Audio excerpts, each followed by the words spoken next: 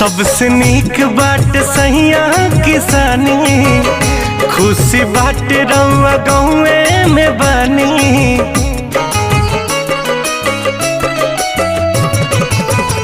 सबसे नीक बाट सहिया किसानी, खुशी बाट रउआ घरवे में बानी। मुहारो कमाई